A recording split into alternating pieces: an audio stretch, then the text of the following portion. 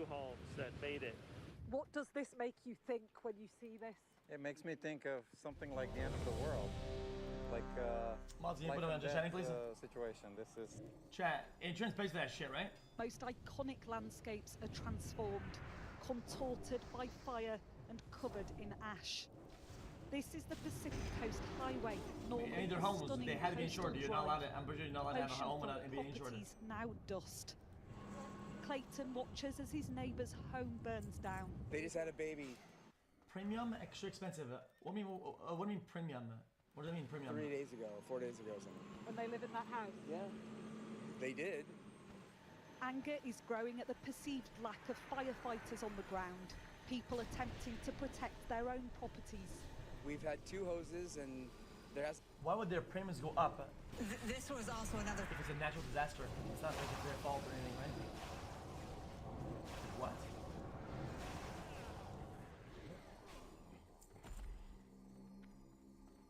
I thought premiums go up in a car crash if you're at fault. These winds, even though beyond the winds have died down, the wind is just taking these embers from the tree. They're all over the block, and they are moving to other houses, and you see new fires being created from these embers. This house is gone. I mean, just look, all these houses are gone here. There's a fire crew here. I was talking to the captain earlier.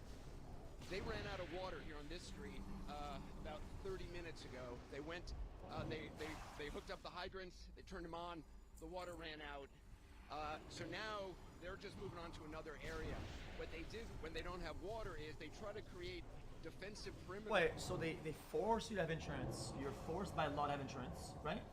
But if something happens which is outside of your control, you have to pay more money, the next wave of bad things, because the thing that they protect you from happened. Around houses that they think they can save, and those houses are houses that don't have a lot of bushes, hedges, plantings in front of them or around them. Or if it does, they try to rip. They've spent like the last hour just trying to clear debris from houses to try to maybe save it. But it's a matter of luck or misfortune where these embers land. The insurance company don't have infinite money. Imagine how much they will pay today. I don't give a fuck. It's their fucking job, bitch. Don't fucking go into insurance if you're not gonna fucking pay out. That's the whole point. Then otherwise, bro, you just stated the existence of insurance. The whole point is that, hey, if this happens, if you pay us, this happens, you're covered. Don't say they don't have the money. Your existence, your foundation is of the fact that you have to pay anyway. That's the business model. What? That sounds fucking stupid as fuck.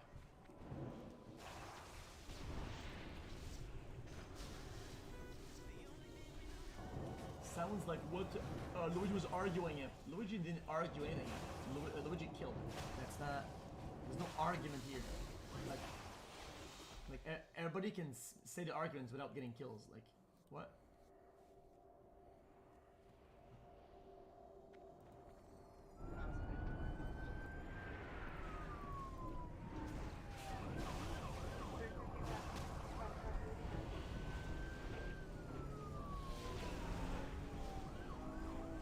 Let me ask ChatGPT.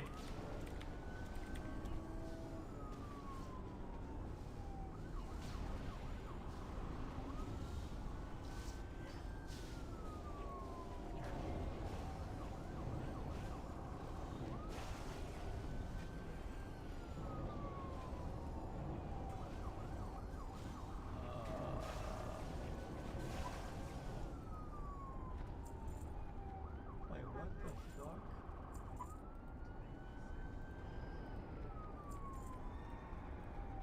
Okay. Let's say I live in LA and bought a nice house. I insure my house against most things like everyone else. Some dumb bush fire starts and the property burns. My house also burns. Does insurance buy me a new house? And if so, does my insurance payment go up?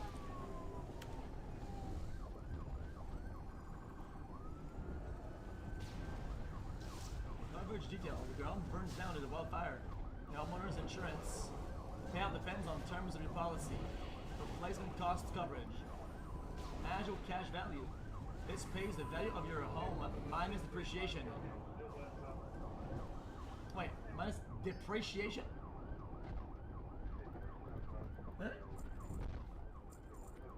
Huh? I thought houses appreciate.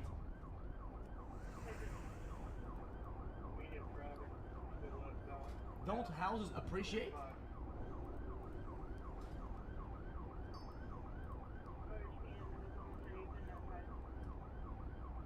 Not always. Guaranteed extended doesn't.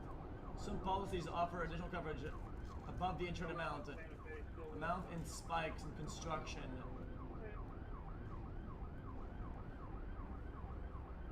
Temporary living expenses. Individual policyholder. To find a claim of wildfire, your rates may not increase immediately, as insurance companies are generally prohibited from raising rates to a single claim. Wildfire activities large area insurers may increase payment for all policyholders in a region to reflect the heightened risk. Exit on Walker westbound is a white Dodge Ram pickup.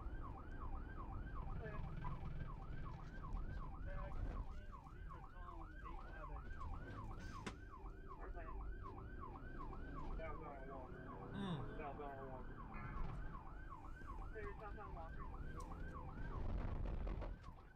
Policy limits. If your policy limits are insufficient to cover the full cost of building, you may need to pay the difference out of pocket.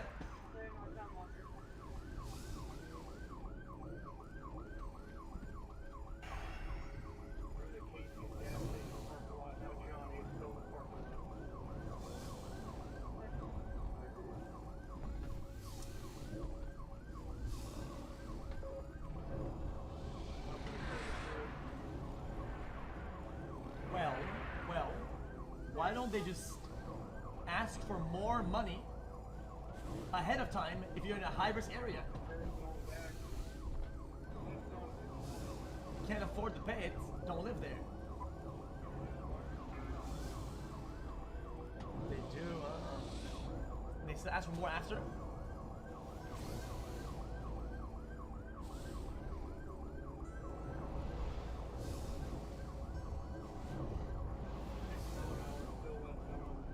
Insurance company will use the acts of God clause.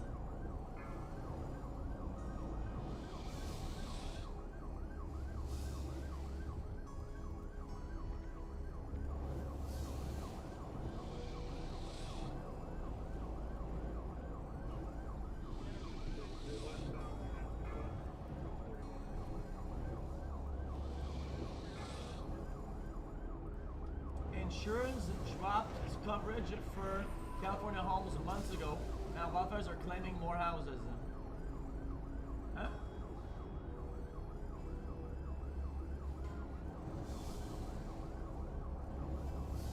Running back their business in California in recent years. Oh no, no, no. Brother.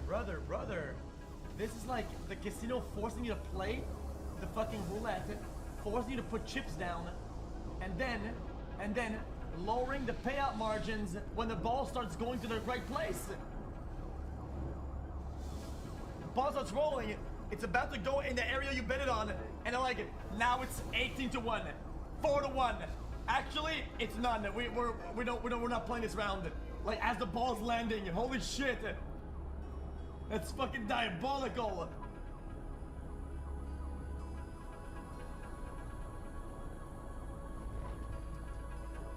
Oh,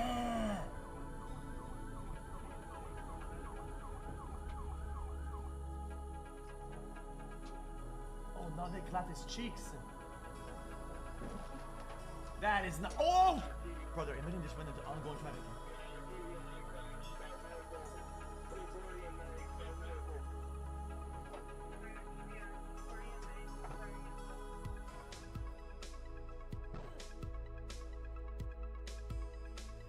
Here's my crazy, dumbass, libtard brain idea. Even if it's not profitable to be in California, right? In general, they make more profit than profit in most zones. Why not cover the whole country? And it is what it is. You tank the places that are not profitable because you're so profitable in other places. Who the fuck cares?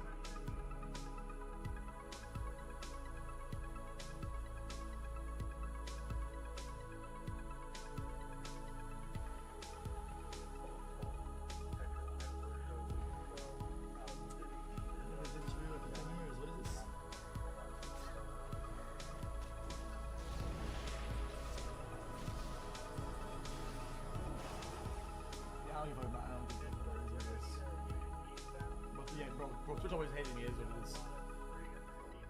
And they've been more they've been doing more like community outreach in terms of like recognition, but it is what it is. Maybe I got clapped. I mean, I don't get that.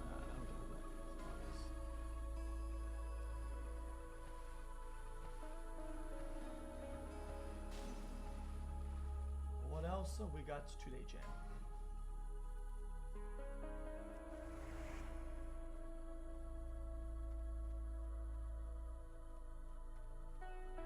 What's happening in Los Angeles right now is horrifying, right? Los Angeles is on fire. You have tens of thousands being forced to flee their homes. And I mean, the fires are in almost every direction of the LA metro area, with coastal Pacific Palisades, eastern Pasadena, and even the valley to the north, all experiencing blazes that are quickly growing and encroaching on the densely populated areas. Something that you can clearly see from this clip of a flight pulling into LAX last night. Now, so far, overall, 2 people have died and over 1,000 homes, businesses, and other structures have been destroyed across the area. But of course, as I'm filming this, everything is actively developing. So let's talk about what we know and start with the first blaze, the Palisades fire. Right, so this one was first reported around 10:30 a.m. yesterday in the Pacific Palisades, and according to NBC Los Angeles, it was started by a backyard fire in the small affluent suburb north of Santa Monica. However, it didn't take long to go from a small backyard fire to a thing that burned over 2,200 acres as of last night, and now nearly 11,000. You know, when you compare that to other fires in California that burned nearly 1 million acres, that might seem like a small number, but I mean, we're talking about right in the middle of a major city. And this is the fire is not considered to be contained at all and just keeps growing as hurricane-strength Santa Ana winds are just fueling it. And in the Palisades and other areas like Malibu and parts of Santa Monica, we've seen that in full effect. So much so that Governor Gavin Newsom has declared a state of emergency in Los Angeles and Ventura counties, both of which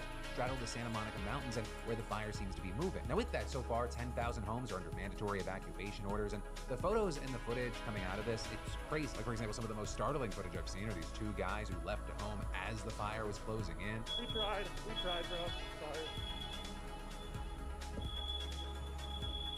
Tried our best. And luckily, it seems like they got out okay, but as you can see, everything around them is burning. Well, I feel like it should go without saying, please do not do this. If you are facing down a fire, just get out. You will be shocked at how fucking fast these things move, especially when they are moving as fast as the wind goes, right? They're having gusts of up to 80 miles per hour. And while, you know, we hope for the best, it is expected that this fire will get far worse as it grows, although it does seem to be moving westward towards Malibu and Ventura counties. And while obviously that is horrible for the people living in those parts of the Santa Monica mountains, they are far less densely populated than if the fire moves south into Santa Monica or West LA itself. And again, with that, remember, that is just one fire out of the several burning through LA right now, with the second biggest being the Eaton fire, which is in the San Gabriel Mountains, and that's already killed 2. With the blaze, as of recording, threatening Pasadena and its suburbs. Also, I will say, if you're unfamiliar with LA, you know, me saying the fire is in the mountains, that does not mean that they're not close. These mountain ranges, right, they cut through the cities. And just like the Palisades fire, this one seems to have started yesterday and then quickly blew up, burning over 10,000 acres so far. And unfortunately, that's also not where the similarities end, because it's also led to forced evacuations of tens of thousands and homes burning down with thousands more in danger. And with this one, investigators are still trying to figure out exactly what caused the fire, but as you can imagine, they also have bigger things to worry about in the short term, especially because fires just keep popping up. I mean, in Santa Clarita, there's the first fire, which went from like 50 acres at 10:10 p.m. last night to over 500 just 4 hours later, with all that leading to its own mandatory evacuation orders that push into the city itself. You know, one of the biggest issues facing firefighters right now is manpower, right? These fires all propped up very quickly and one after the other. And the cities here, they just don't have enough people to fight the fire, with Northern California and Arizona all sending firefighters to try and help out. Help that'll sorely be needed, because officials are warning that the worst of all this, it is yet to come, as the weather's not expected to get much better over the next day. Although I really want to stress, it is very hard to predict what's going to happen, because blazes can make localized weather conditions that help feed the blazes. And it's actually a common theme that you'll see with these fires and most SoCal fires. The region is pretty much always very dry with a lot of vegetation in the nearby mountains and hills, making it a prime candidate to burn. And then in areas where there's not a lot of plants to burn, well, you have homes which are particularly susceptible because almost all of their construction is wood construction. Then you add dry, fast Santa Ana winds carrying embers all over the place, and it's a recipe for disaster. Now also, while this whole terrifying situation is playing out, there are a few other things that have popped up, right? One of the things that people are super worried about is what's going to happen to all those homes or businesses that were damaged or destroyed from these fires. Because for years now, fire insurance is becoming increasingly more expensive, if you could even get it. And that trend, I mean, it really escalated after the massive fires in 2017 and 2020, where insurance companies got completely wrecked. And it's been argued there that part of the reason insurance companies took such a beating those years is because they didn't properly take into account the risk of wildfires, leading to California having some of the lowest insurance rates. And so, like, just last year, State Farm announced that it was cutting the policies of 30,000 homes and 42,000 other buildings across the state. And for Californians without insurance, they'll need to rely on the FAIR plan, which is kind of an insurer of last resort, where its day-to-day operations are run by private insurance companies, but it allows those who can't otherwise afford things like fire insurance to get it. But that plan can also still be prohibitively expensive, leading many to just forego the coverage completely. And even those who are covered, they may be in for a bad surprise, as the plan is super underfunded, especially after ballooning since 2020 to cover 452,000 homes. Now, one attempt to try to fix this was a new regulation passed in December that requires private insurance companies to offer insurance to those in wildfire-prone areas, but it reportedly doesn't necessarily address it being prohibitively expensive. And then also another thing that's popped up, right, speaking of companies doing less than ideal things in this situation, there's Airbnb, because they've been getting a ton of shit online after it came out that they were seemingly not refunding Airbnb visits to Pacific Palisades. So they're seeing, for example, one customer posting on X the message she received from Airbnb, which claimed that the fire was, quote, not covered under our major disruptive events policy. But they're then also adding some more context, saying, to clarify, I called Airbnb to request help with rebooking accommodations farther from the danger zone. As always, their policies fail to account for context. The fires keep getting worse, and unfortunately, many others are probably stuck explaining bushfires to someone in another country right about now. And all this to say that she wouldn't be getting any refund for canceling her visit. And so as you can imagine, a lot of people came to her defense, writing things like, a similar thing happened to me as a host during Hurricane Beryl. My Airbnb lost power for 8 days.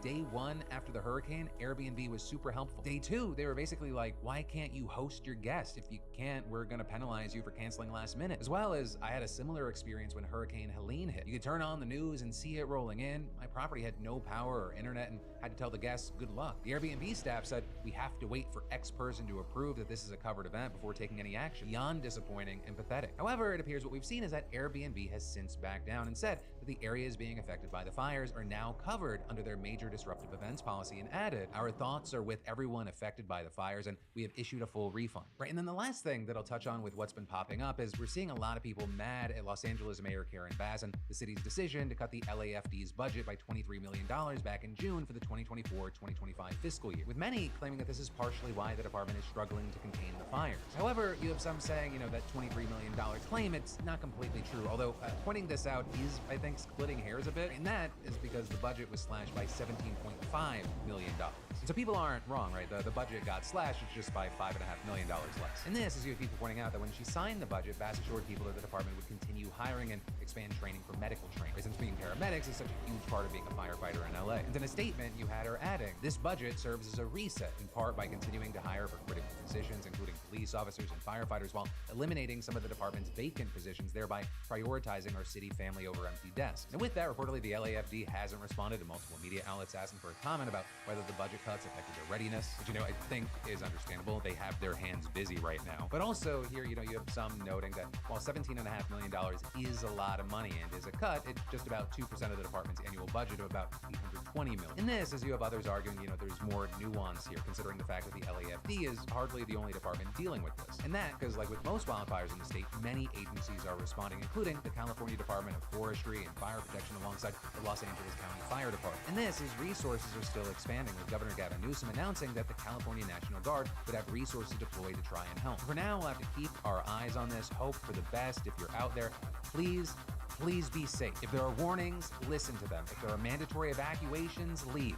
Mother Nature is fucking undefeated. Period. End of story. While you may be leaving a comment about your opinions, reactions, or even experiences with all that chaos in that first story, or maybe you're just digesting it, let me say, welcome back to the Philip DeFranco Show. You daily dive into the news, how the news is covering stuff, and how people are reacting to things. And I'll just remind you, because it's our third show back, be subscribed, turn on all those notifications, because I got a brand new show for you every Monday, Tuesday, Wednesday, Thursday at 6 p.m. Eastern, 3 p.m. Pacific. With that said, I got a lot of news you need to know about today, starting with this huge backlash we're seeing about this tattoo artist who gave a little girl a permanent tattoo. So this is Sosa, and in a recent Instagram post, he told the story of how he tattooed a 9-year-old girl. And according to the original post, this girl walked into Sosa's shop called Black Onyx Empire Tattoo in Yuma, Arizona with her parents. And notably, I will say in Arizona, it is legal to tattoo children with the permission and in the presence of their parents. So this is technically legal, and according to Sosa's post, the girl initially said that she wanted a portrait of Donald Trump tattooed on her neck, but he then talked her down to an American flag on her upper arm. With the men also claiming that he tried to scare the parents away by overcharging by several $100s, quoting them $500 on what would otherwise be an $80 tattoo. But instead, he said the parents were all for it and they jumped at that price. So Sosa then tattooed this little girl and said that she should think on that Donald Trump portrait for a year, and if she still wants it, then she should get it. And like I said, that was the original post. Now, a year later, that girl is 10 years old and she apparently came back, but just for a touch-up of her flag. Or with Sosa saying the girl told him that she did end up changing her mind about the portrait. And so as you might expect, especially if you're watching right now and part of, or all of your brain is going, what the actual fuck? This story blew up. It got a bunch of headlines and it sparked a lot of backlash, especially against Sosa. You've seen people online saying things like, anybody that tattoos a 9-year-old deserves to be thrown in prison. You're a garbage human being. And I am pro-tattoo all the way, the more the better. However, this is insanity. What tattoo artist agrees to tattooing a 9-year-old, regardless of parental approval? This is beyond stupid. With also Sosa on this telling a local news outlet that the backlash hasn't just been limited to him, saying, I'm getting a lot of hate from it, my employees are getting hate from it, my business, I'm getting so many bad reviews. Ohne dass jemals bei denen so etwas passiert. Und andererseits gibt es halt die Leute, die sagen, ach, niemand würde so etwas jemals tun, sowas gibt's gar nicht. Und ich glaube, das war jetzt so, ne, es gibt schon ein paar Leute. Es gibt ein paar Freaks, ne? Und ich meine damit nicht mal Transfrauen. Ne? Ich meine, du musst das ja gesetzlich irgendwie regeln. Aber ich glaube, von den Cis-Männern, die ich kenne, da sind doch einige dabei, die sowas ausnutzen und die Loopholes nutzen.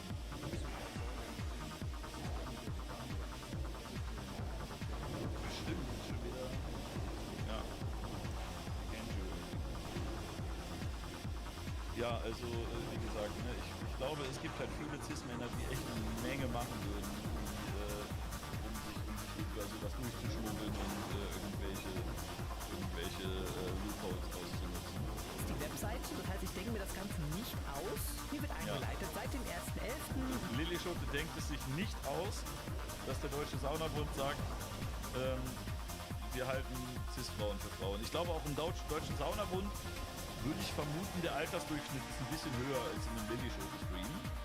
Und den Leuten, die ich so privat kenne, die gerne in die Sauna gehen, da sind schon einige dabei, die schon so über 50 sind.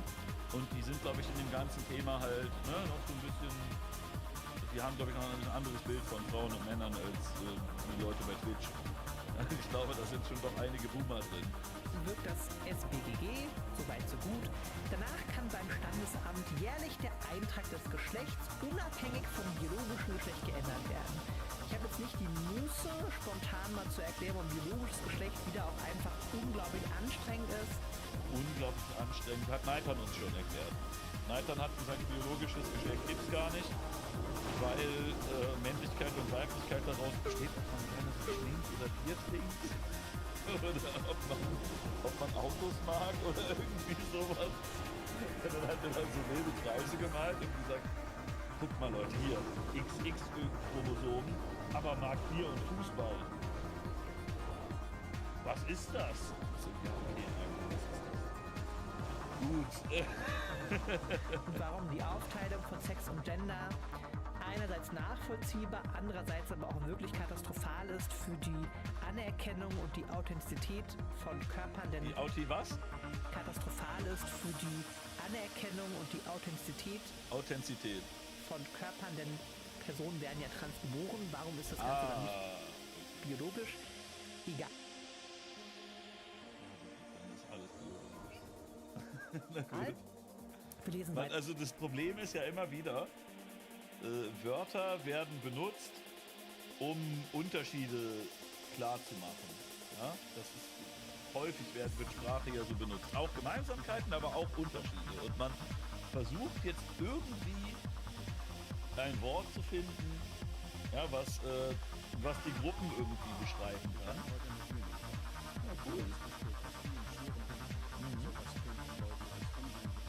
Ja, also man hat ja dann versucht, irgendwie Kategorien zu machen und dann kommen immer Leute, die sagen, ich mag das Wort nicht und das ist ungenau, aber dann nenn ein besseres Wort. Also sollen die Cis sagen? Soll der Saunabund sagen, nur Cis-Frauen? Ist dann gut oder... Also,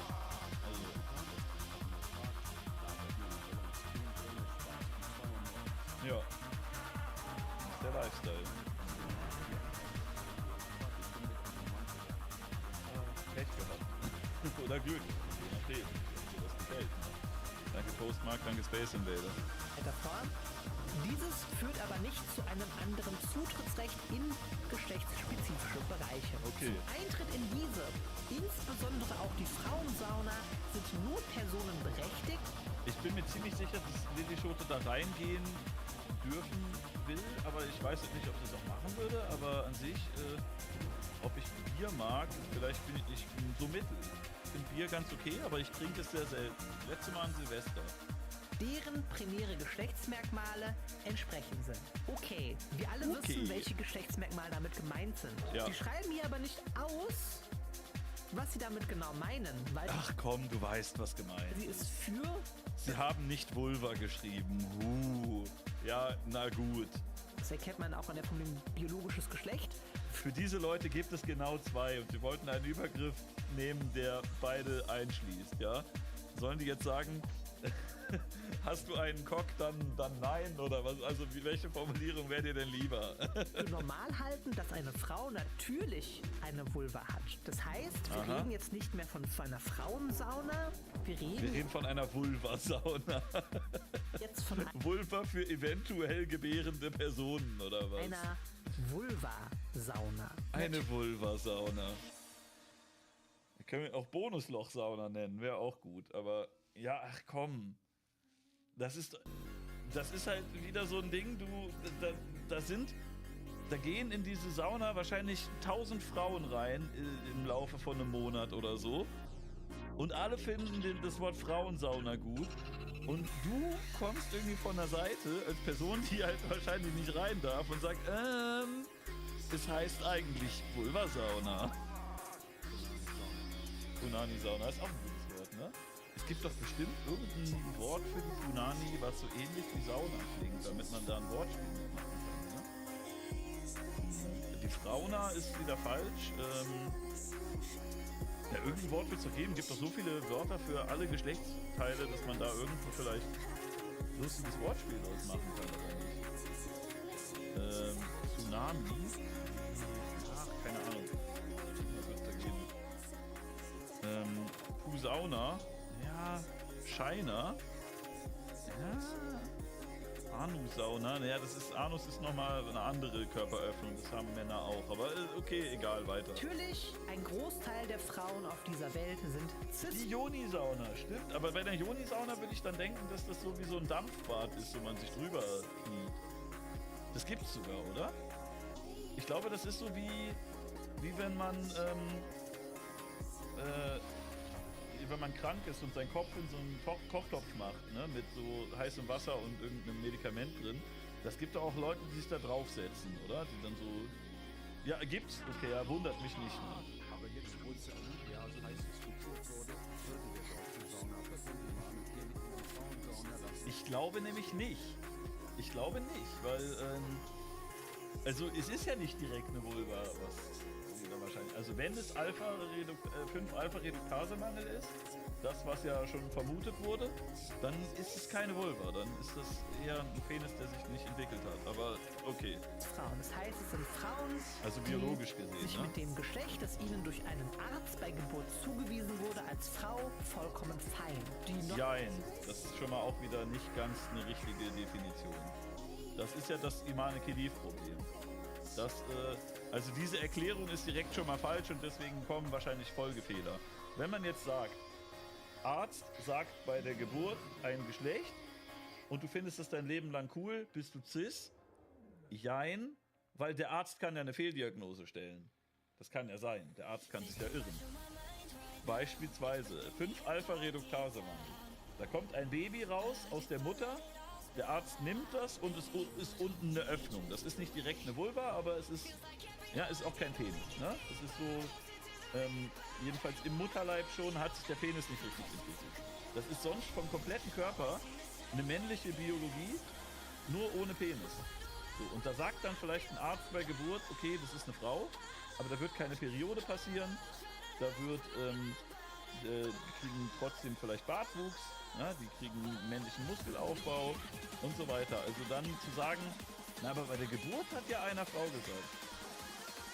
Also das ist der Arzt bei der Geburt, der sucht es nicht willkürlich aus, ne? Der macht eine Diagnose, der guckt drauf, sagt, wie sieht es für mich aus und der kann sich halt irren, weil dann eine Mutation passiert ist oder so. Und wenn der sich irrt und du sagst, aber die Fehldiagnose von der Geburt finde ich gut, dass du dann sagst, ja, dann bleibt das jetzt halt so, weiß ich nicht. Schwierige Diskussion, ne? Also wenn dieser Mensch zum Beispiel sterben würde und man würde den untersuchen, dann würde man, ne, bei einem erwachsenen Menschen, man macht einen Ultraschall, man nimmt irgendwie Knochenproben, Blutproben, irgendwas, dann würde man zu einem anderen Ergebnis kommen als der Arzt bei der Geburt. Deswegen weiß ich nicht. Ist es so, dass man bei der Geburt einmal stempelt und das bleibt dann? Weil was ist, wenn der sich irrt?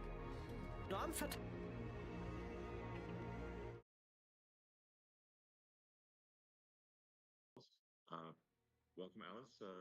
Thank you for joining Spaces, and I look forward to this discussion. And perhaps we could start by outlining, if you could outline what AFD's platform is, what are the main things you're aiming for, where does Germany need change, and just to educate people who have never heard of AFD or AfD, if it's German. And a lot of people, especially in America, have never heard of AFD, so perhaps this would be very helpful. Okay. Thank you very much, Elon, for having me and to give this opportunity to openly speak about different matters. Let me just, can you hear me? I can, yes. Perfect, perfect. To start with, who we are. The AfD is the alternative for Germany. It is a relatively new party, founded 11 years ago, during the course of the Euro problems. Unfortunately, I have to start when I shed some light on our party with the quite negative circumstances in Germany. 5, Our country 3, is a great country 2, with highly 1. motivated people, but our country has been governed not in a proper way within the last 20-25 years. We had the Angela Merkel administration for 16 years and then the so-called traffic light coalition that imploded last year, and now we're having elections. In my point of view, Angela Merkel, the first Green Chancellor, she ruined basically our country. She enforced, without asking the people, she enforced to open our borders for illegal immigration in 2015. She wrecked and destroyed our backbone in terms of obnoxious energy policy. For the foreign listeners here in this audience, Germany is the only industrial country that unplugged the nuclear power plant. So the aim of Angela Merkel was to enforce just solar and wind energy. And you don't need to be very smart to encounter that you cannot run an industrial country with just wind and solar, because you don't have any energy and electricity when the sun doesn't shine and when the wind doesn't blow. And this is a major problem. Sorry? I mean, obviously, I'm a big fan of solar energy, but clearly, if a country is at a very high latitude, then the amount of solar power in the winter is going to be substantially reduced. Yeah. And then, of course, there's a significant difference in the day-night cycle of energy usage.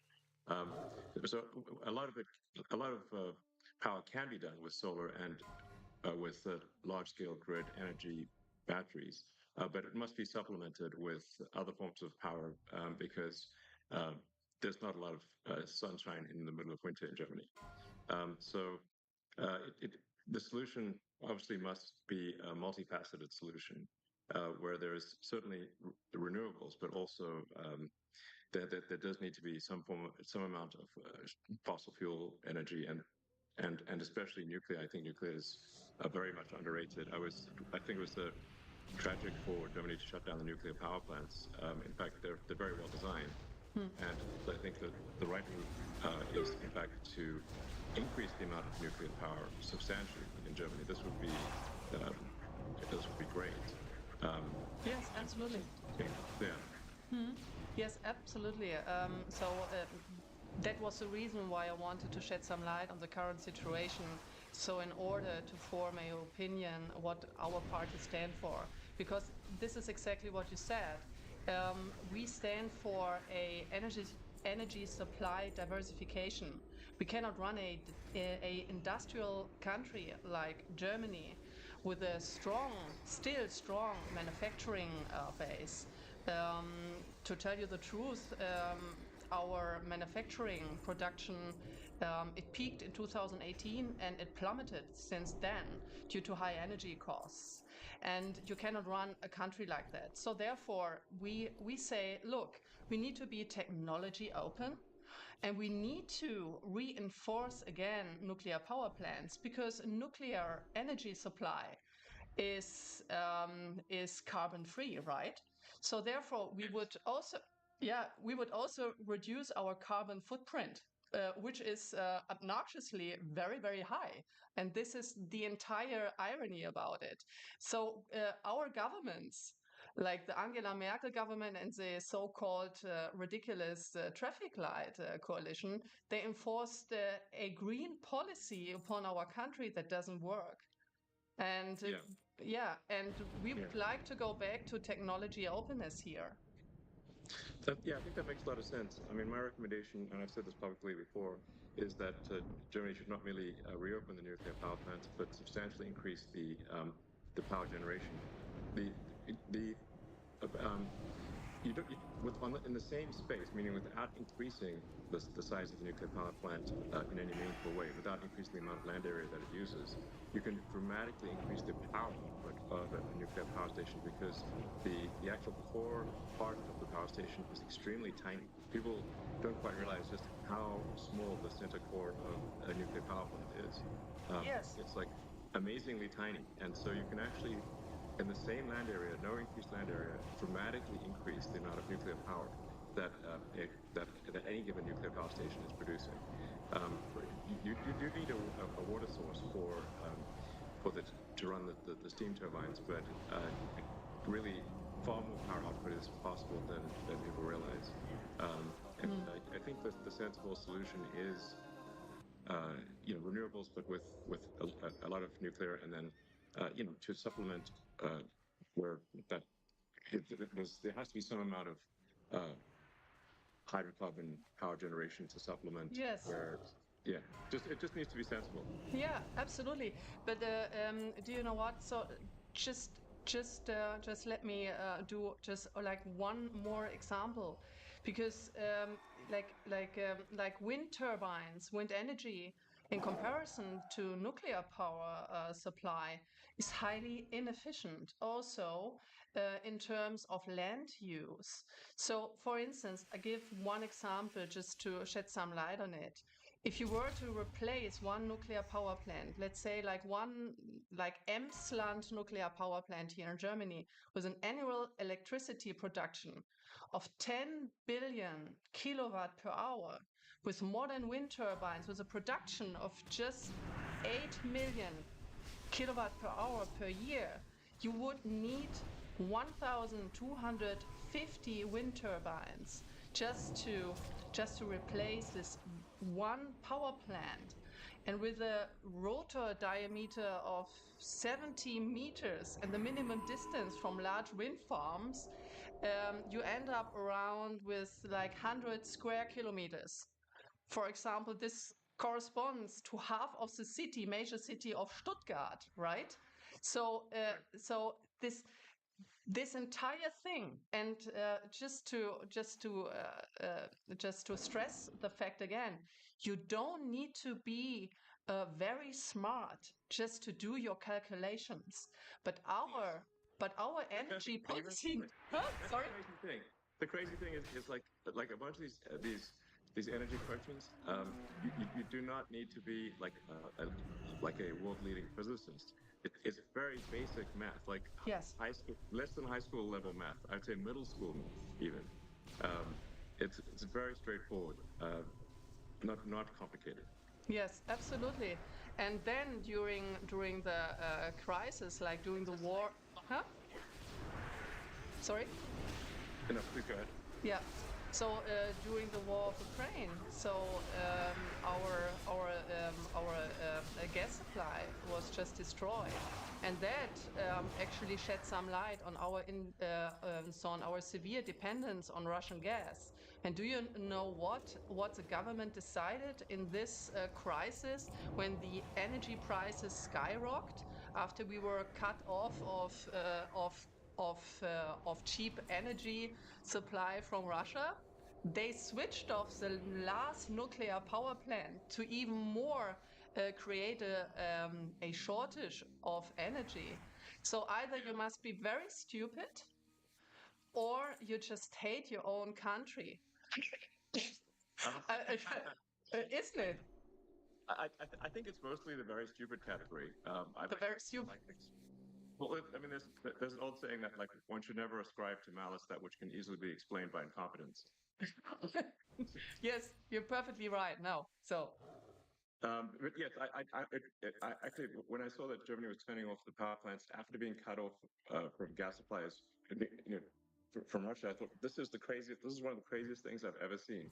Just when Germany most needs electricity, Germany is shutting down one of the best sources of electricity, which is nuclear power.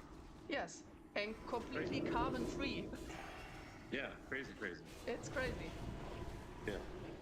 So I guess if to summarize the two main things that AFD is aiming for in terms of change is a sensible energy policy and sensible immigration policy.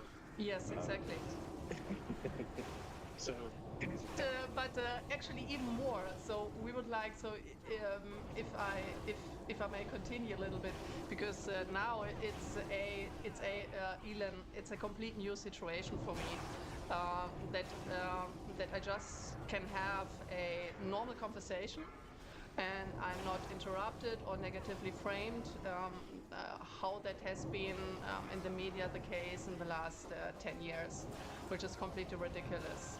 So what we also stand for, since we are a conservative libertarian party, so at least we see ourselves like this, but we are extremely negatively framed as a so-called extremist party by the mainstream media. So we just say, look, we need to reduce bureaucracy. We need to free our firms, our companies, the individuals of this obnoxious bureaucratic conditions here. Do you know, like, how long it takes, how many days it takes to get a business permit in Germany? Just guess. Well, as it turns out, I do, because we. Oh yeah, the big plan.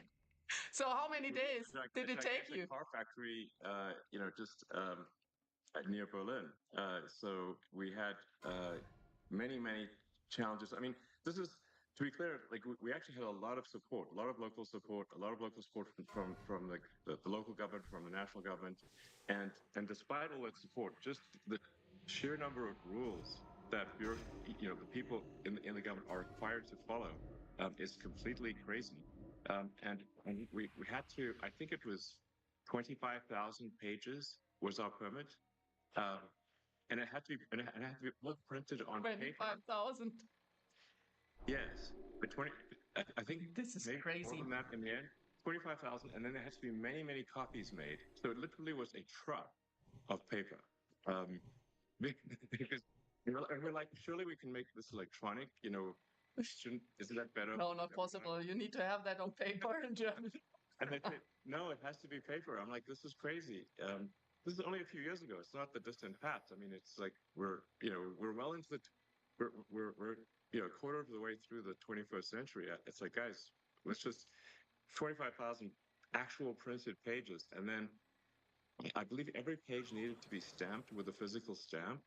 I mean, honestly, it's going to really tire somebody out to do so much. Yeah.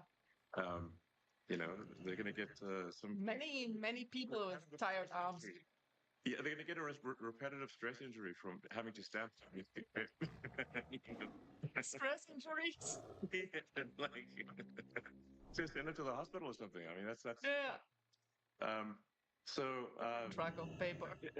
But like, I'm not trying to blame the sort of individuals who are doing this time, because they are just following the rules. So we have to change the rules, and there needs to be, I think, in my view, for all countries, but especially countries that have enjoyed prosperity for a long time, it is extremely important to have what I call sort of garbage collection of rules, which is to re-examine the rules and regulations, and make sure that they are clearly a net good, and if there's any doubt about them being a net good, we should eliminate them, because otherwise we get to this point where everything is illegal, and so it's just absolutely crazy.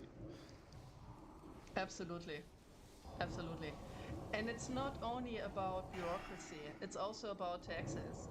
Germany has the highest taxes of all OECD countries. So the normal German employee, he works more than half of a year for the state. You have to imagine that. With taxes plus social security, so more than half of the year you work for this dysfunctioning state, because the state does not provide the vital provisions for the people here. So he doesn't provide for security. So we have skyrocketing criminal rates here. He doesn't care about education. So we have this same insane, wokish, leftish, socialist agenda in our educational system. So the young people, they don't learn anything in school, in university, etc. So they just learn about gender studies, and they just and no, really, I was under the impression that Germany had a pretty good education system that that was quite rigorous with the gymnasium and all that sort of stuff. At least it used to at one point. Yes. So, but it sounds like this has I don't know, the woke mind virus has infected Germany quite badly. Yeah. So you have the international standard of PISA testing, right? So the PISA survey. So Germany, like a couple of years ago, was okay scored. But now, so we just plummeted because the survey showed that young people are not able to properly do math or speak or write German, and in some states here in Germany, you have to imagine they just abolished the writing grades in terms to get the language grade, right? So you don't need to write German properly anymore because our entire educational system has been deteriorating. And that is also the reason, for instance, why young people, they vote for us now, because they want to have a proper education and they want to have back a proper educational system that provides the young people with capabilities. And that is also the reason why so my personal opinion is that we have to go back to a merit-based system, right? So we need to go back to a merit-based incentive system and to go away from all this socialist gender things being in our educational system. The families and the parents, they have the responsibility of their children, and the schools and the university, they have the responsibility to give good education and not all this vogue socialist nonsensical gender stuff. Sure. No, absolutely. I mean, the whole point of going to school is to learn useful skills that help you in life, help you be productive and understand the world. Yes. And otherwise, it's not a school. It's just a propaganda institution. True.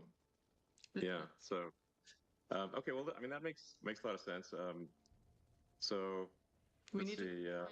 Yeah.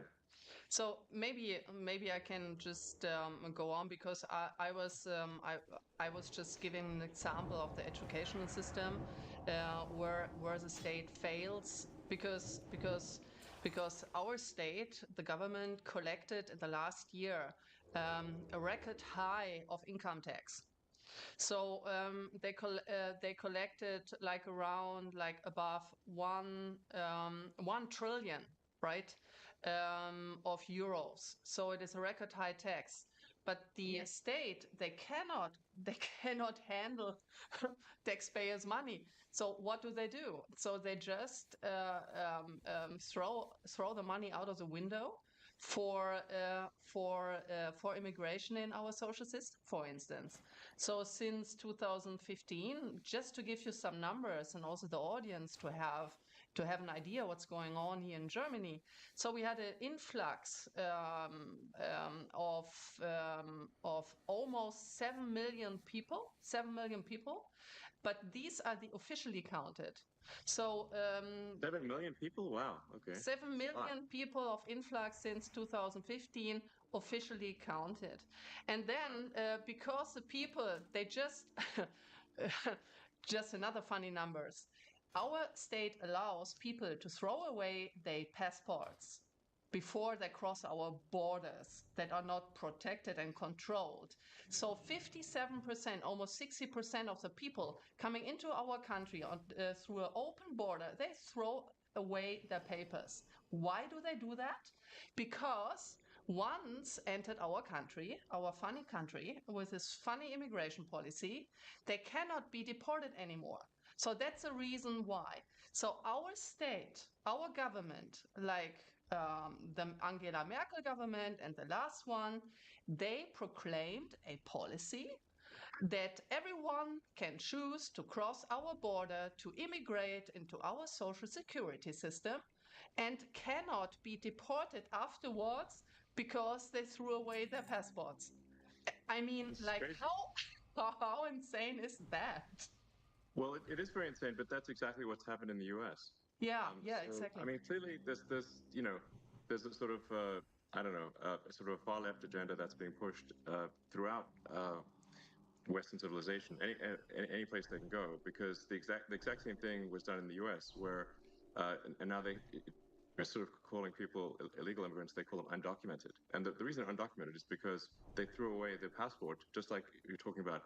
In fact, if you, on the Mexican side of the border in the U.S., there's a giant pile of discarded passports and driver's licenses, like a huge pile. Unbelievable. Because it's actually worse to come in with a passport than to come in with nothing. And then, just like in Germany, the Democrat government then gives massive amounts of money and support to what they call undocumented. But if they're undocumented, we actually have no idea if they are a murderer, rapist. We have no idea because they have no documents, so we can't actually tell. And so as a result, there's been a massive influx of criminals into the U.S. And frankly, I'm wondering what's taking criminals so long to come here. I mean, this is America's a target-rich environment. It's you know, in America, it's so easy to steal things in these wealthy neighborhoods. It's like the only thing that is going to slow down how much you can steal is if your back hurts from carrying out all the goods. You know, it's like because you're just like you're not a robber. You're just a moving company. It seems like all the world's criminals just come to America on that basis because it's it's much easier to be a career criminal in America than it is in other countries where there's not that much to steal. Yeah. But may I we've seen ask a a massive question? increase in crime in the U.S. Yeah. May I ask a question on that? Of course. I read that, for instance, in California, by the way, I'm very sorry what's happening there. It's terrible. It's really terrible to see. It's terrible. But in the case of California, that they just lifted the prosecution of theft because you have so many cases of theft. Is it true? Yes. The de facto situation in California is that theft is almost never prosecuted. It's maybe 1 or 2, maybe 1% of the time is theft prosecuted, and even when it is prosecuted, the criminals are let out on bail immediately. So basically, theft is legal in California. It's crazy. It's crazy. Yeah. Now, there was recently a referendum in California to make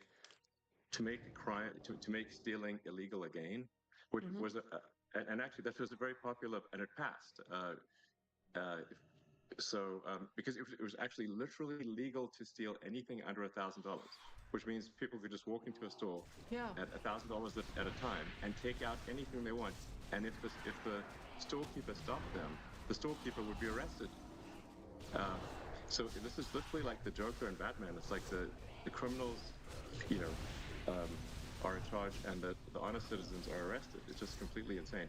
Now, like I said, the people in California did vote overwhelmingly to make theft illegal again. Yeah. But astonishingly, the governor of California, Governor Newsom, he was against the making theft illegal. And he just didn't implement it?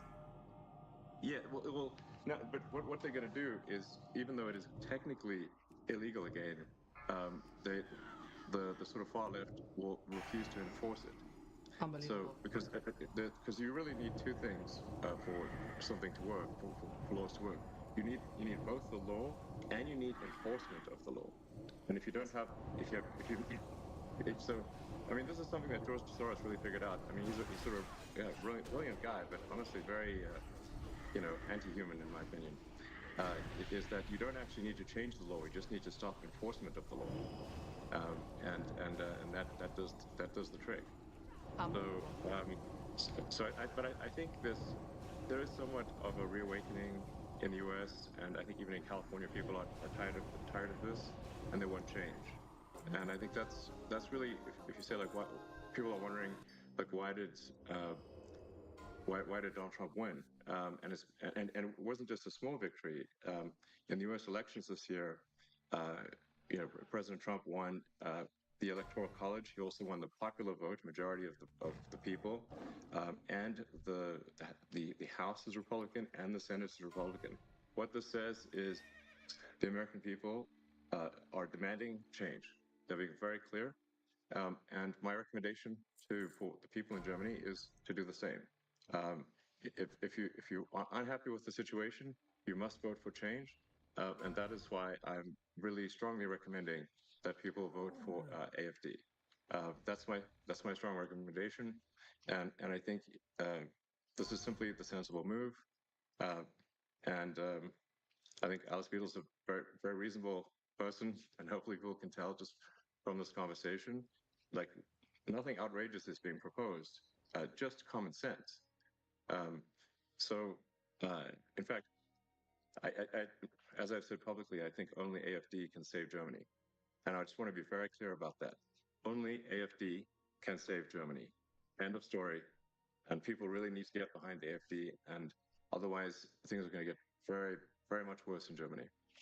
Yes, because you rightly said, there is a difference of making a law and then enforcing it.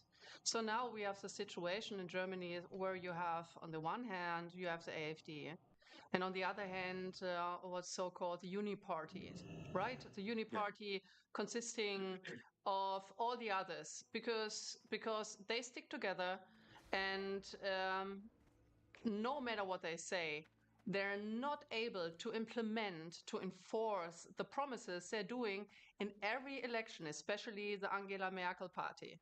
Do you know that the chancellor candidate, so my running mate of the Christ Democratic Party, that it's wrongly labeled, for instance, by the Economist as a center-right party. So in my opinion, it's a leftish Green party. But anyway, Angela Merkel was the first Green chancellor we had here. So what he did is that he, by the way, just talking about interference. So I just look it up here. He called your interests in German politics, pushy and presumptuous. And what did you say about George Soros? yeah, exactly. And Bill Gates. So that Bill was Gates, not exactly. a problem. When Bill Gates actually tried to sell his mRNA vaccination, and not mentioning all the huge side effects on people's health, and no one takes responsibility about that, and the entire bluff and scam of wearing a mask, right? So yes, it's unbelievable. And also that candidate of the Christ Democrats, like Friedrich Merz, he warned the world about the consequences of voting for Donald Trump in October last year. So, so far for like foreign interferences, right? So it's unbelievable. Exactly. It's really unbelievable, like how Donald Trump was treated by German media and German politicians during his election campaign. It was unbelievable. And I mentioned that before in a Bloomberg interview. It created, for me, it created physical pain to see that, how he was disparaged, like, and his entire family.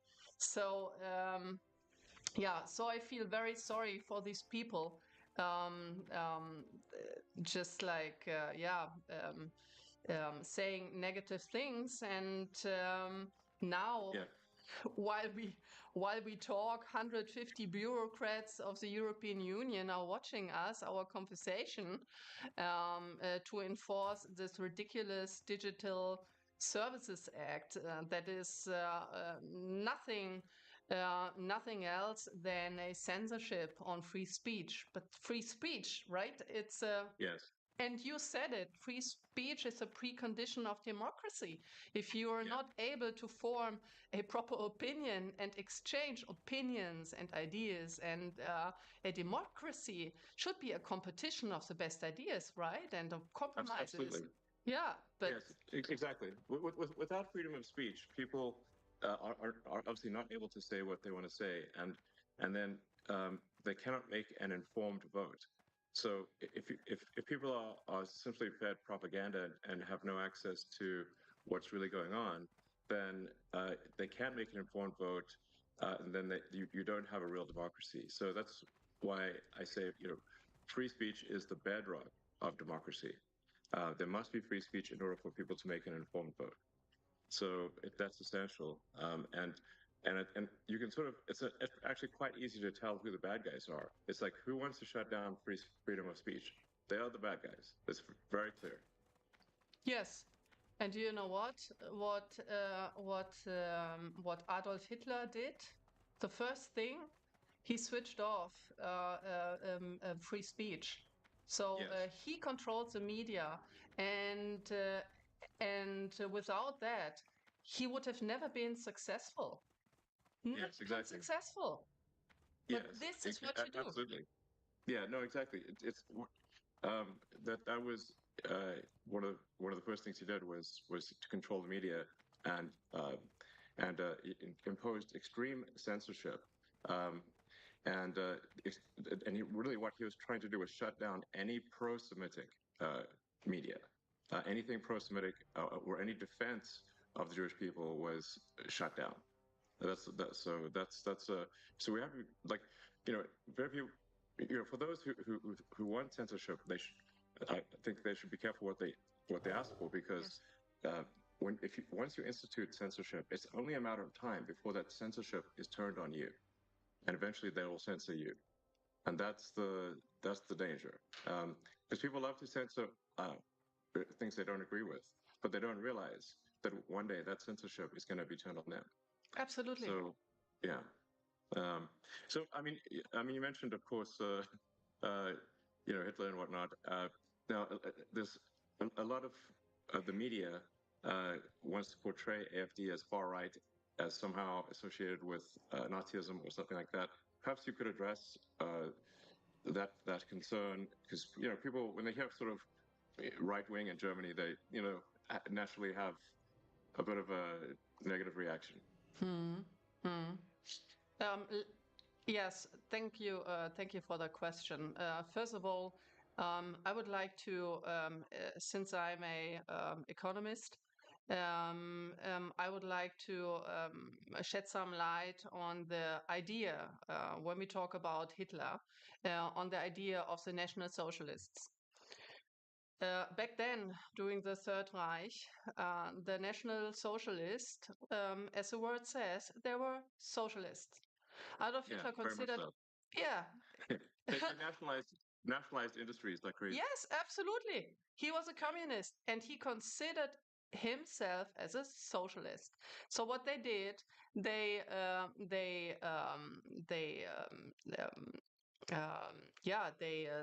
state funded then the private companies, and then they asked for taxes, huge taxes, and then also wait a second, I need to ask the word now, verstaatlichen. Nationalize. Yeah, nationalize the entire industry. Yeah, you said that before, and the biggest success. The biggest success after that terrible era in our history was to label Adolf Hitler as right and conservative. He was exactly the opposite. He wasn't a conservative. He wasn't a libertarian. He was a communist, socialist guy. So, full stop. No more comment on that. And we are exactly the opposite. We are a libertarian, conservative party. And see, look at this during, during the discussion of this terrible Hamas attack on Israel. So only the leftish Palestinians, they criticize the policies here. So you have a deeply vested anti-Semitism within the leftish movement, and it was always that case. Why? And Adolf Hitler, he also played with that. He played with the envy of people. Jewish people have been highly educated, very cultivated, and they were successful. There were wealthy people back in Germany then. And then he enforced the envy of the population against these people. And it was a socialist measure taken against them. Look at Stalin. Look at the Soviet Union under Stalin, the very same thing. So he was nothing else than an anti-Semitic socialist. And we are exactly the opposite. We are a libertarian conservative party. We are wrongly framed the entire time. And we would like to free the people of the state. I want to have independently thinking people self-confident people. I would like to have a state that is minimized to his functions, and letting the people having their freedom of speech, freedom of wealth also, like generating wealth. With these obnoxiously high taxes, the state erodes the backbone of wealth, right? So the people are not able to accumulate wealth that make them independent from the state. So I would like to have independently thinking, well-educated people who have the freedom to form their own opinion. I want to have strong leaders in Germany. I don't want to have stupid, weak leaders as we had in the last couple of years, because these people cannot think straightly. And they're a big danger. Look at the war in Ukraine now. They're a big danger to our national security and to actually to the entire European security. This is also my hope in Donald Trump and in your administration, that you end that terrible war, this worthless dying of young people every day, like as fast as you can, because the Europeans, they cannot. They actually given up on everything, like on a good military, on a good negotiation power. They completely depend on the US, in the sense of, the USA need to do the entire job. We don't need to do anything. We just escalate the entire conflict against Russia. It's very dangerous what's going on here, and only you can basically stop it. Yeah, I mean, I think President Trump is gonna, you know, is gonna solve that conflict, I think, very quickly. As you point out, it's now been in somewhat of a stalemate for a few years, and all that's happened over the past few years is hundreds of thousands of people dying, but for no gains. And the longer this conflict goes on, the more Ukraine weakens relative to Russia. I mean, Ukraine is a much smaller country. It simply cannot afford the losses relative to Russia. Russia has, it's just, you know, this is the longer this drags on, the worse it is for Ukraine. And then you've got all these poor, you know, men dying and in for nothing. Why?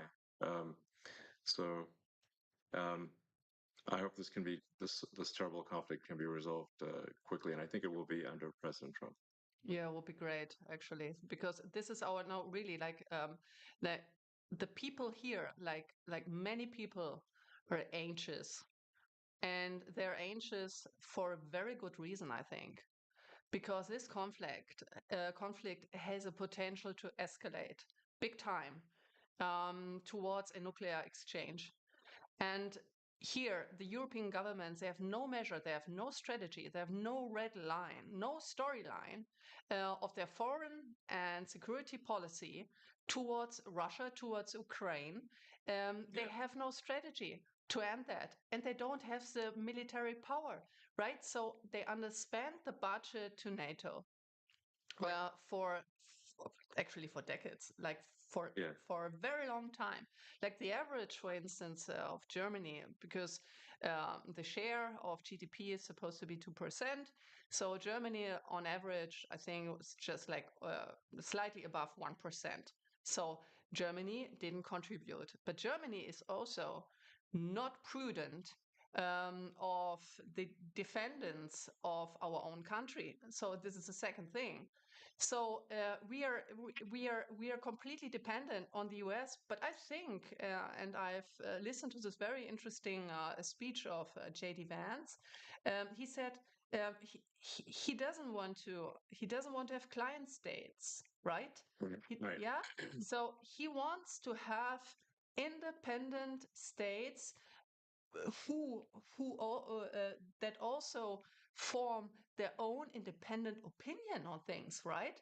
So you for instance, in your companies, you don't want to be surrounded by yes people and by mediocre people, right? So me neither. Right. So I try to acquire absolutely. Yeah. So I try to to have the best people in my team, and these best people, they have the task to criticize me every day, and I don't want to have yes sayers, right? Because you cannot learn, so you have Yes. no mistake correction. Sorry, I just said yes. Yes. Yes, yes, yes, yes, people. So No. But just to continue on that topic.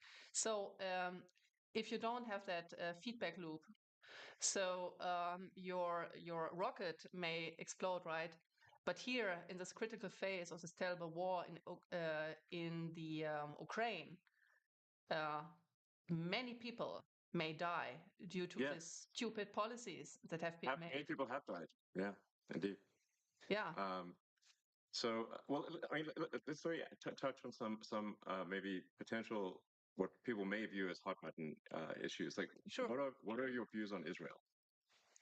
Oh, very complicated. The more Okay, well, no we have no time, really so- like the more I read about the Middle East and the situation in Israel, the more complicated it gets.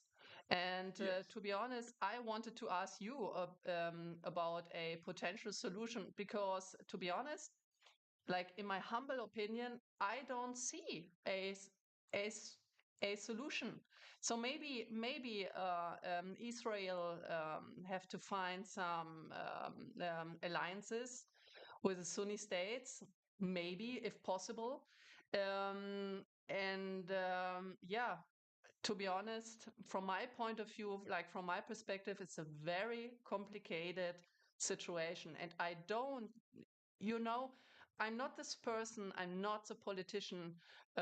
If you ask a question, that I do this, blah blah blah. I really say what I think to to do honest politics. And to be honest, I don't know. Very like to be very frank, I don't know how to solve the conflict at this point in time, and I hope maybe you have an answer on that. Sorry for being dissatisfactory, but it's so complicated, and I want to give prudent answer. And in case of Israel, I don't know how to resolve this conflict, to be honest. well, I guess maybe another way to say it is, do you unequivocally support the existence of the state of Israel? Yes, of course. Okay, that's what people want to know. Yeah. So, ach so. I'm asking questions that maybe seem very obvious, but No. Oh, yeah. Oh, yes. Now I see why this question. No, absolutely. Yeah. So we need to protect the existence of Israel, and we need to protect not only the existence of the state of Israel. I also think that Benjamin Netanyahu have made many mistakes in the past, to be honest. But we also need to take our responsibility as a German nation state to protect Jewish life, Jewish people in our country who are exposed right now to uh, to um, Muslim crime, right? So they are not safe here anymore. So I don't know if you saw some videos here of the streets of Berlin. I'm right now in my office in Berlin, but like with all these demonstrations of the Palestinians here, well, a Jew could not walk through the street anymore, right? And we have a huge potential of anti-Semitic crime against the Jewish people. And to be very frank here, the AfD is the only protector, and I'm saying that like very frankly. The Alternative für Deutschland, the AfD, can only be the only protector of the Jewish people within here in Germany, because the Uni Party, all other parties, they did exactly the opposite. They let like millions of people in, they let them do crimes on our streets, like the crime rate are skyrocketing, and so the Jewish people, they leave our country. When I talk to my Jewish friends who live in Germany and in Switzerland and in France and in Austria, they were very afraid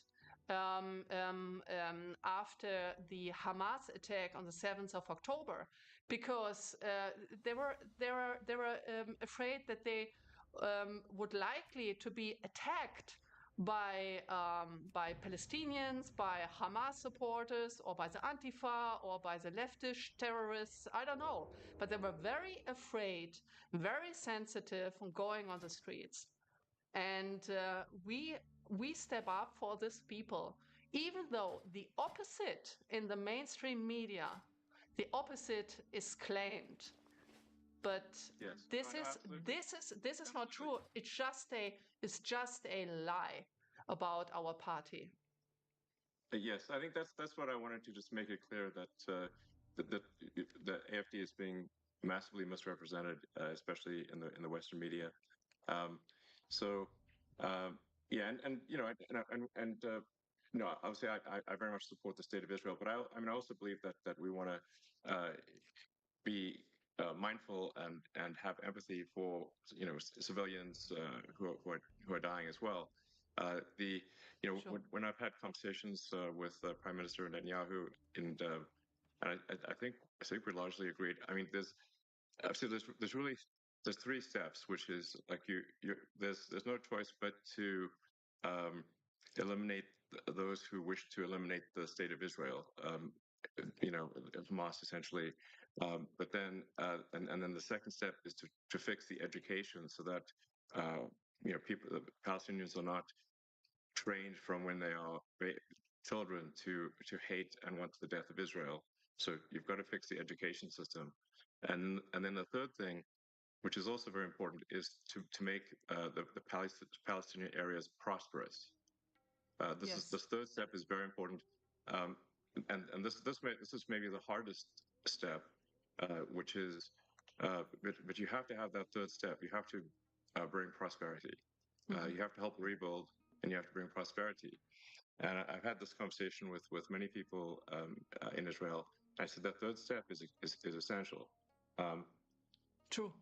and they've asked me, well, when has this worked? And I'm like, well, I'll give you a very big example. Um, after World War One, the Treaty of Versailles was extremely unfair to Germany, and it created a massive amount of resentment. And the Treaty of Versailles laid the foundation with its extreme reparations laid the foundation for World War Two.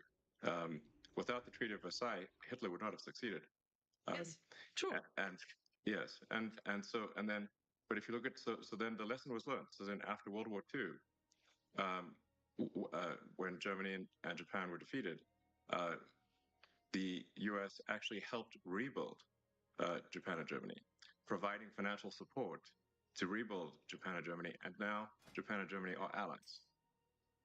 And this is a very important and fundamental lesson of history. Yes, you're absolutely right. When after the Hamas attack, I just opened Google Maps to have a look. Okay, what is the geographic situation there? And when you see the Gaza Strip, right? It's a Gaza Strip which is just locked in,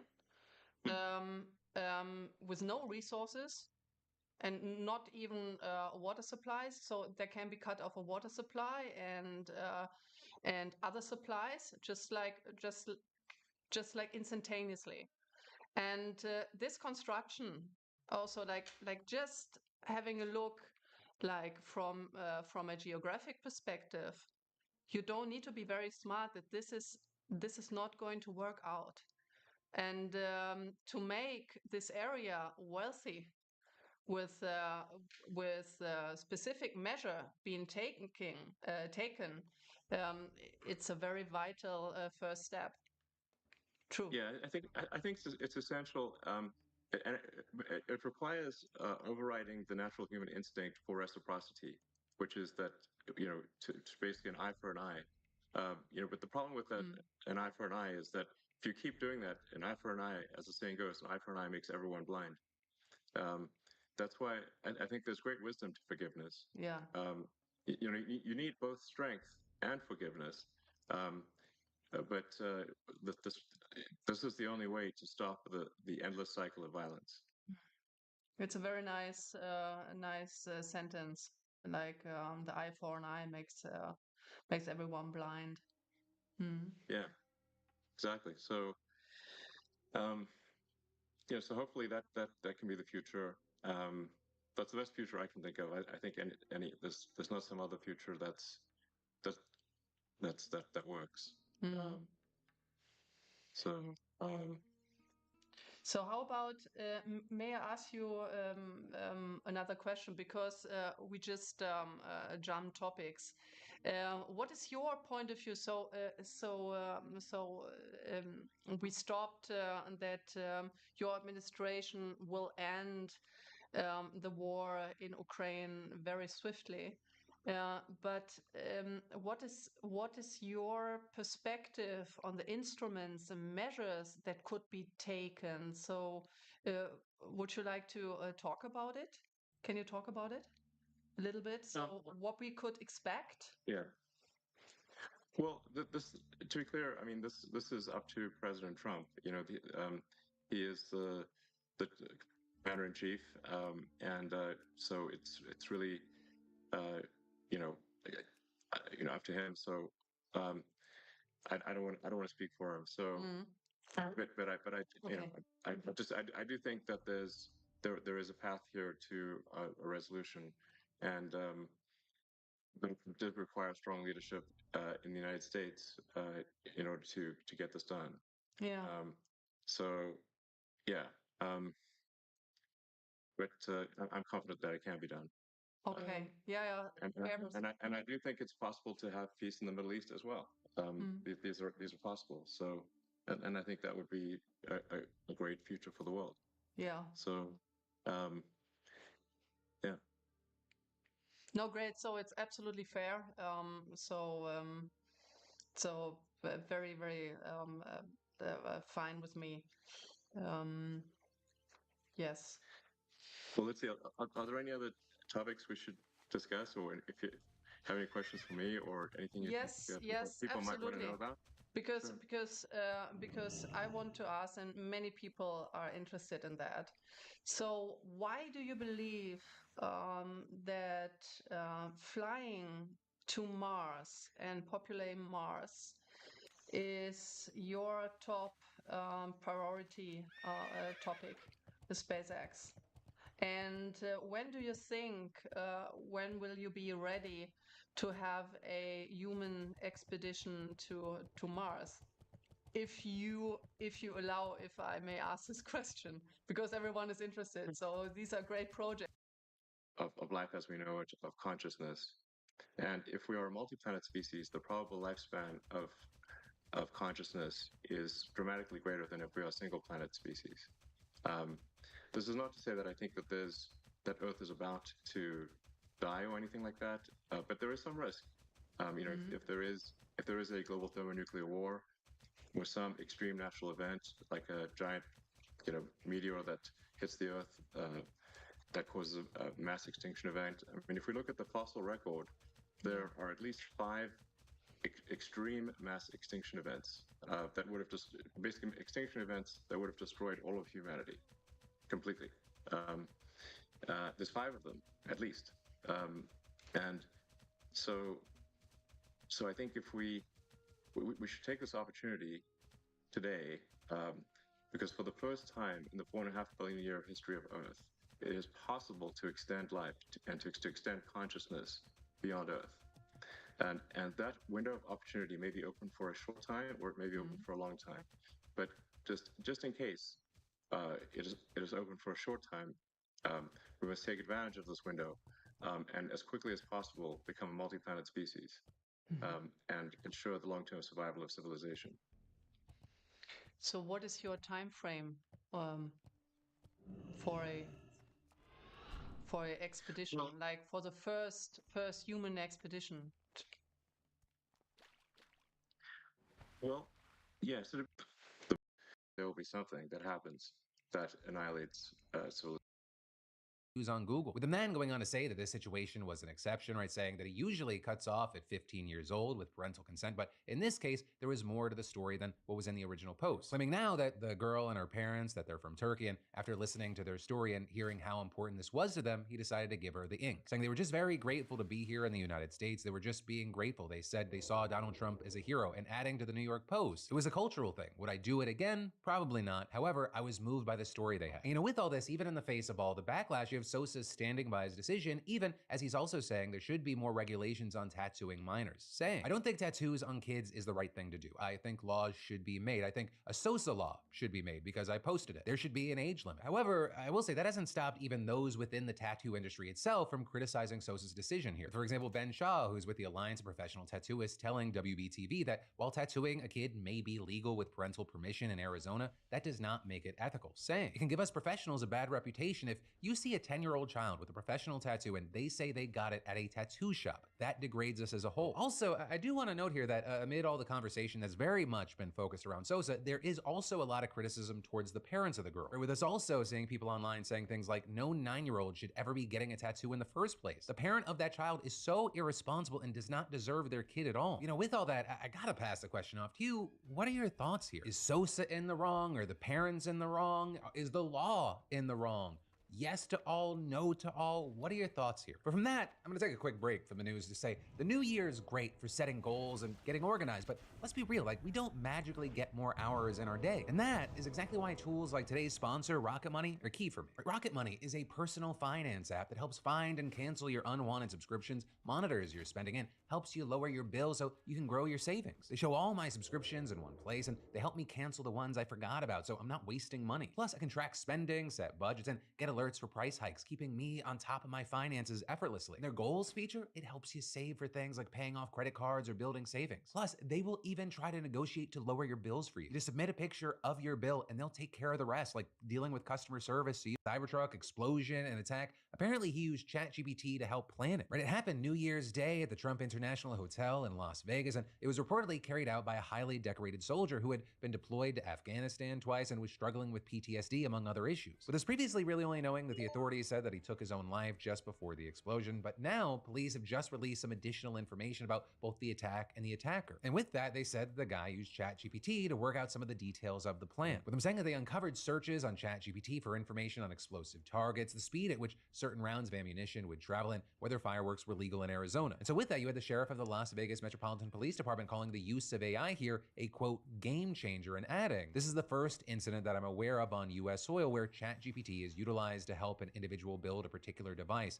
It's a concerning moment. Now with that, we've seen OpenAI respond to the situation, saying in a statement that they are committed to seeing their tools used responsibly and that they're designed to refuse harmful instructions, and adding, in this case, ChatGPT responded with information already publicly available on the internet and provided warnings against harmful or illegal activities. We're working with law enforcement to support their investigation. But also everything that we're learning about, it's not just AI. With, for example, some of the new information being that during the drive to Vegas, the attacker said to have stopped to pour racing grade fuel into the truck, leaving it dripping. Also saying that the truck itself was loaded with 60 pounds of pyrotechnic material and another 70 pounds of birdshot. They also released journals this guy had used, one of which he'd labeled surveillance, and it reportedly showed he believed that he was being tracked by law enforcement, though the authorities say that he wasn't on anybody's radar. Also, an interesting thing is that the journals reportedly show that he considered carrying out his plan in Arizona at the Grand Canyon's Glass Skywalk, but we don't know for sure why he changed his mind. And this, as reports said, that the writing showed that he was concerned about being labeled a terrorist or the public thinking that he wanted to kill other people besides himself. And with that, the authorities said that he left behind cell phone notes saying he needed to, quote, cleanse his mind of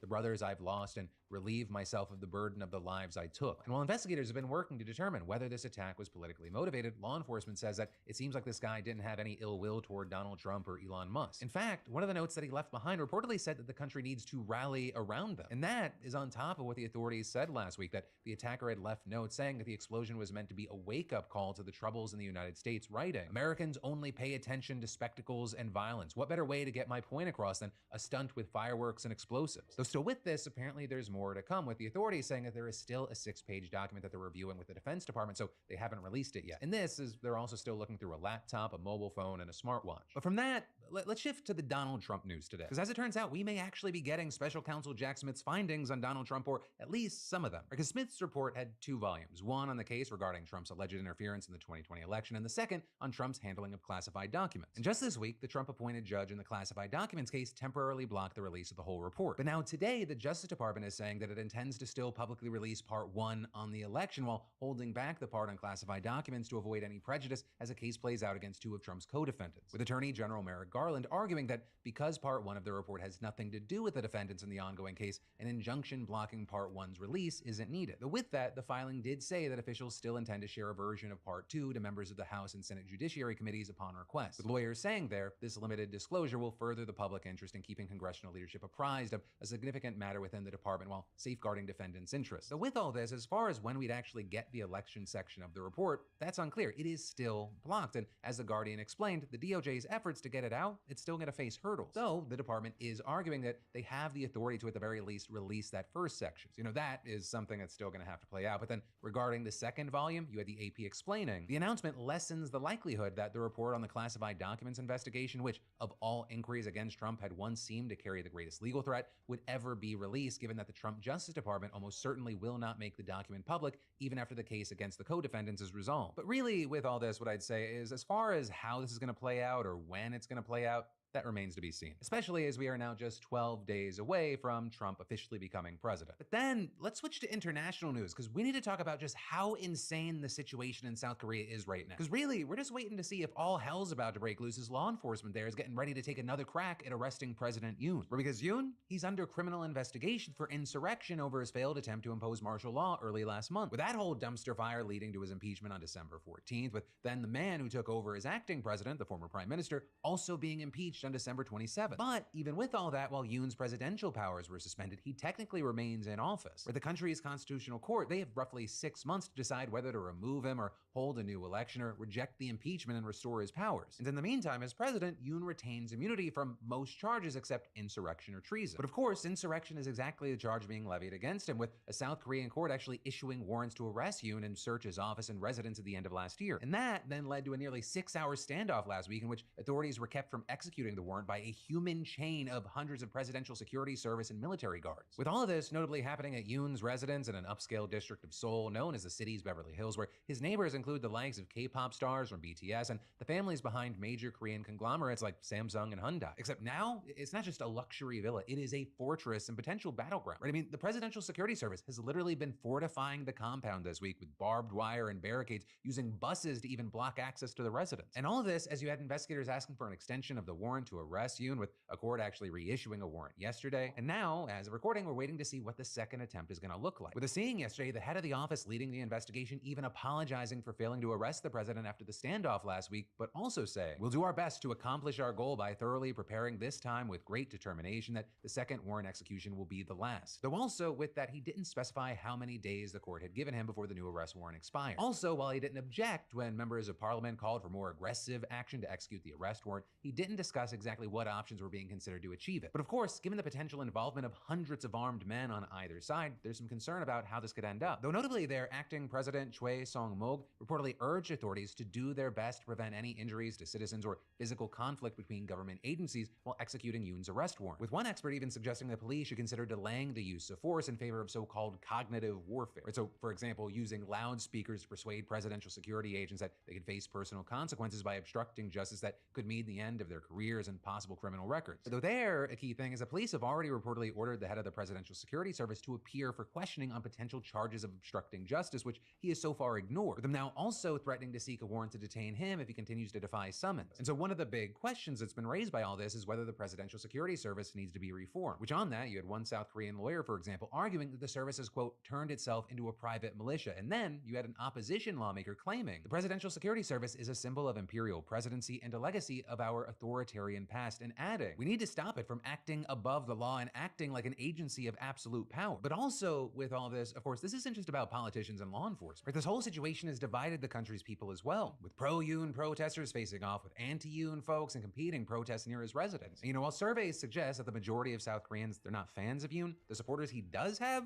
they're fucking hardcore. With, for example, one even telling the New York Times, when I leave home for this rally every day, I tell my wife that this may be the last time she sees me alive because I am ready to die for my cause. And going on to say, this is not just about protecting President Yoon, it's about saving my country from my descendants. And so with all of that, one of the big things that we've seen US media in particular highlighting is that the scene that we're seeing there, it might look pretty familiar to Americans. With, for example, Yoon's supporters chanting "Stop the Steal," donning red MAGA-like hats, and even waving US flags, and CNN reporting here. For Yoon's conservative supporters who have adopted the slogans and iconography associated with the MAGA movement, they see similarities between South Korea's current political crisis and the US, where twice impeached Trump is set to take office for a second term on January 20th. And with that, what's also notable is that Yoon's own defense of his actions, they do have similarities to Trump's rhetoric. With him, for example, without evidence, making allegations of voter fraud and talking about needing to defend the country from enemies within and without. And this is Yoon's followers have claimed that the April 2024 national election, which the opposition there won in a landslide, was stolen from them. And many of Yoon's supporters reportedly believe, without evidence, that the president is being removed from office because he was investigating the alleged election fraud. And this is yet another similarity. You have some blaming foreigners. With, for example, one protester who is holding a "Stop the Steal" sign with the Chinese flag, claiming the Chinese people have come to our country and stole our votes. And then, on top of that, you have some of these supporters hoping that Trump will take action when he enters office, with one quoted by Reuters saying, "I hope that Trump will take office soon and raise his voice against the rigged elections in our country, plus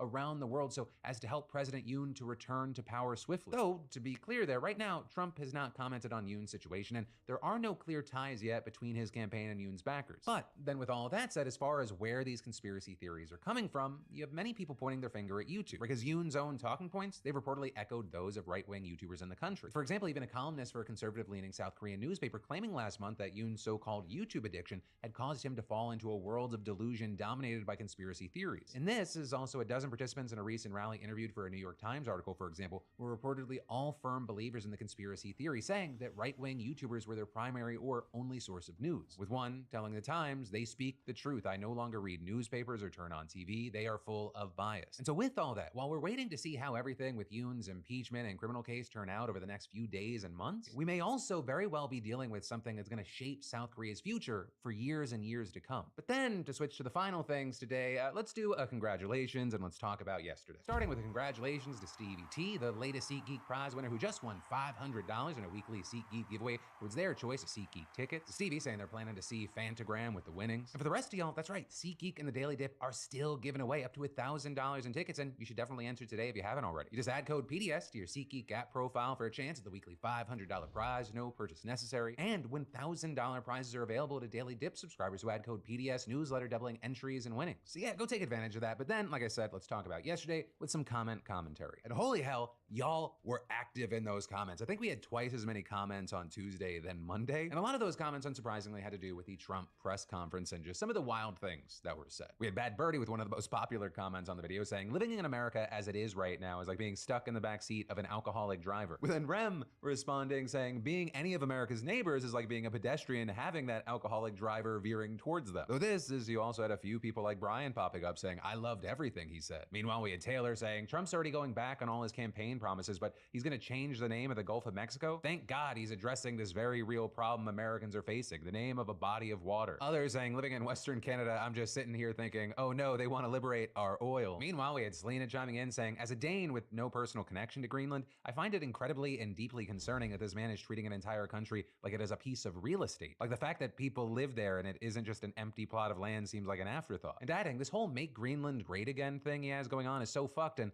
the way he is so willfully threatening an ally to the United States is just fucking crazy." But then adding, "I'm not even surprised anymore. I am just deeply, deeply disturbed about and dreading what the next 4 years are going to bring." Meanwhile, you had others musing Hank Green had Canada joins the EU on his 2025 bingo card, and I know he meant it as a joke, but if that's the alternative, I'll take it. And then finally, on this topic, since we seem to be jumping from country to country having a representative, with Nini saying, "As a Panamanian, I don't understand how someone can be so oblivious to the amount of suffering the United States caused to my country when they invaded Panama, basically made their own country inside of sovereign land, Google the Canal Zone, and burned down whole neighborhoods inciting riots and looting, all to catch one dictator, and let's not forget the martyrs of January 9th. Still, I remember that he is an orange man with too much control and an army of scared people who only want better living prospects. The world is so messed up." And then, as far as the news and the story that got the second most comments, it's kind of somewhat connected, is what's happening with Facebook and Zuckerberg. Because you had Zuckerberg killing Meta's fact-checking program, making several references to Donald Trump and the incoming administration. And there, y'all were saying things like, "It's crazy that people look at moderation statistics and say, this is bias against the people I choose to believe, and not this is highlighting how much people are lying to me, and I should really stop listening to them. Meanwhile, you had others simply mocking things, as Zuck was saying, writing things like, the people in Cali are too biased, so we moved to Texas where there is no bias in sight. Thanks, Facebook. But yeah, in general, the comments on this kind of echoed the statement. If fact checkers seem to have a political bias, even when what they have is verifiable proof behind their fact checking, doesn't that tell you it's not a bias and that reality just doesn't conform to your feelings? And with that, I will say, as someone in the space, there is a constant battle of trying to show facts that somehow override feelings, and it is a losing battle. So really, I think a big focus for me in 2025 is, talking about the news, doing that, but then especially with politically charged or political stories, covering how other places that are covering it are covering it. Because I would say, I think the bulk majority of people these days have gotten algorithmically siloed into their own kind of belief systems as far as what they're consuming for news. I mean, it's something that if you're just relying on the algorithms of social media companies is incredibly simple to happen to you. You actually kind of have to punch your way out of that box. And because people have limited time in a day, that's something that I want to try to make more easily accessible. But what we're doing now is not the final version of everything that I want that to be. So just maybe that's a little too inside baseball. I don't know. With all that said, that's where I'm gonna leave it. And of course, remember, the Philip DeFranco Show, yes, it's a news show, but I also want it to be a conversation. So if you have thoughts, opinions, reactions to any of the news that I covered today, let me know what you're thinking in those comments down below. One, because I'm just interested, and two, you may be a part of this segment tomorrow. But until then, for more news you need to know, you can click or tap right there, or I got links in the description. And of course, as always, my name's Philip DeFranco. You've just been filled in. I love yo faces, and I'll see you right back here tomorrow.